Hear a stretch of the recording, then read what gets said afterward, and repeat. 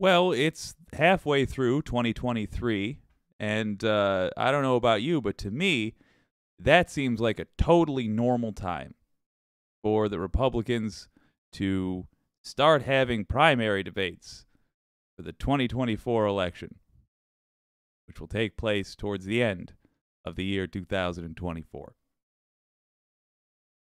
Striking while the iron's ice cold. Let's have a look at what they're up to. RNC Chair Ronna McDaniel just let announce this. This article is in USA Today. I took it from Yahoo News, usually a news aggregate. Sometimes they do write their own. Let's have a look here. This is by David Jackson. Well done reporting on it, Mr. Jackson.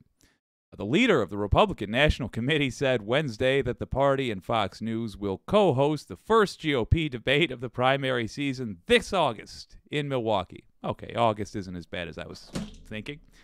The debate is expected to be the first face-to-face between ex-President Donald Trump and his campaign rivals. The guest list is not yet set because some potential candidates have not officially declared their candidacy. Well, yeah. He repeats, the date of the debate has not been set. Oh, excuse me, he doesn't repeat. The specific date of the debate has not been set. The next president of the United States will be on our debate stage. No, they won't. And we look forward to hosting a fair and transparent platform, said RNC Chairwoman Ronna McDaniel, who made the announcement on the morning program Fox and Friends. The GOP picked Milwaukee as the site of the first debate because the Wisconsin city will host the party convention next year. Oh, I thought it would be the traditional, a famous evil person did their most evil act there, and they wanted to celebrate that. You know, somebody who tried to kill a president, or who knows, maybe a Hinckley. It's fair enough, though. It's for a non-insane reason. The GOP picked Milwaukee as the site of the first debate because the Wisconsin yada, yada, yada. The debate over debates. No, we're going past that. Who's running? Here's the interesting pieces. Trump, defeated for re-election in 2020, has announced that he will seek the White House again in 2024. He is also running well under indictment, charged with false reporting of hush money payments in order to hide violations of campaign finance laws. He's also probably going to be under indictment for a whole lot of other things by then, including, and I can't stress this enough, mothering treason, starting a coup. Just thought we'd really underline reality. Former South Carolina Governor Nikki Haley and former Arkansas Governor Asa Hutchinson have announced plans to seek the presidency. Haley, I actually think, is a not unreasonable person. Florida, well, yes, I think she's an unreasonable politician. I think she's an unreasonable human being. But as a choice in terms of somebody you might want to support other than Trump, that makes more sense.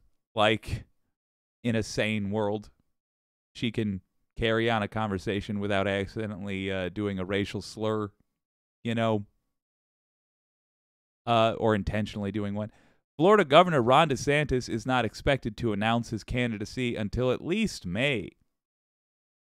Remember, under current Florida law, the moment he announces his candidacy, he ain't allowed to be governor no more. South Carolina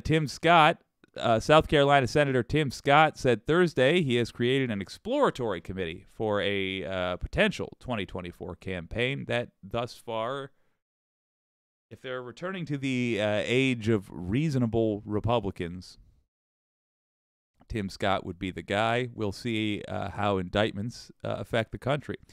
Former Vice President Mike Pence is also mulling a 2024 presidential campaign. I'm sorry, this is going to be one of the first times in history that a guy is going to run for office for a party which has members that advocated for his hanging. In announcing the sponsorship of Fox News, McDaniel said other debate partners include the Young America's Foundation and the video platform Rumble. And I'm just going to assume Al-Qaeda. The debate announcement also came as Fox News is embroiled in a defamation suit with Dominion Voting Systems over news coverage of Trump's election protests in 2020, also known as helping with the coup. Hey, Republicans, honest to God, how do you look yourself in the mirror? You don't take yourself seriously, do you? Come on. You can't. You cannot expect us, like real adults, to take you seriously. You just can't. Look at that. One person who might be running literally can't. Literally is not allowed to under the state's current law. Gonna have to change the state's law to run. One person who's running tried to start a coup. Another person who's running, actually, let me just put this, did start a coup, did attempt a coup, and they failed. Another person who's running was that person's vice president. And a lot of the party wanted and still wants to hang them. And then who's sponsoring this? Well, it's Fox News, known for lying to you, known for having hosts that despise you and say so on their text. How do you, Republican voters, wake up in the morning, put your pants on, go brush your teeth, and catch a glimpse of yourself in the mirror and not just break down crying in shame and embarrassment? Good God. In addition to the New York indictment, Trump remains under investigation in Washington, D.C. and Atlanta in cases involving, that's multiple cases, involving the handling of classified documents and efforts to overturn his loss in Georgia to President Joe Biden. It's pathetic. It's embarrassing for Republicans, and they should feel embarrassed. And if you're not a Republican, you should do your part to make sure they feel embarrassed. They should feel what is called, is something they're not used to. You're going to have to introduce them to this. Shame.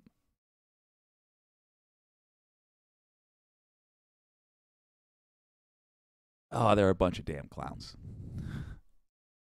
All right, folks, now you know. What can you do? Enjoy the popcorn, baby. It's a disaster. Nobody is on the fence. If you're asking, are you Republican or not, it's, are you a traitor or not? That's the question. And you know what? Scary. 40% of Americans are traitors, sure. But we've had people on this channel come to us and say, I used to be a Republican, and then I saw what they really were. It's real easy to see what they were. And the hard thing to swallow is that this is what they've always been. They've always been treacherous clowns, basically. They just used to be less clownish and a little less treacherous because they didn't think they could get away with this stuff. And they found out not only can we get away with it, we can use this to fast track a lot of the things we want to do. And they did that. And they embraced the clownishness, and they embraced the treacherousness, and what did it result in? Made it obvious what they were all about. This is why short-term investments ain't as good, generally speaking, as long-term investments, because as the days march on, we are seeing who they are. And we're seeing in the States with their little, their little test states. We're seeing what they would do for the country, and it's nightmare stuff. There will come a time when the nation regains its sanity, and the folks that participated in the evil that we're seeing now, I feel we will have an opportunity to bring to justice. I mean, in a court of law. I look forward to that. In the meantime, I look forward to watching the 2024 Republican presidential primary debates as we see who can out-Hitler each other without actually growing the tiny little mustache.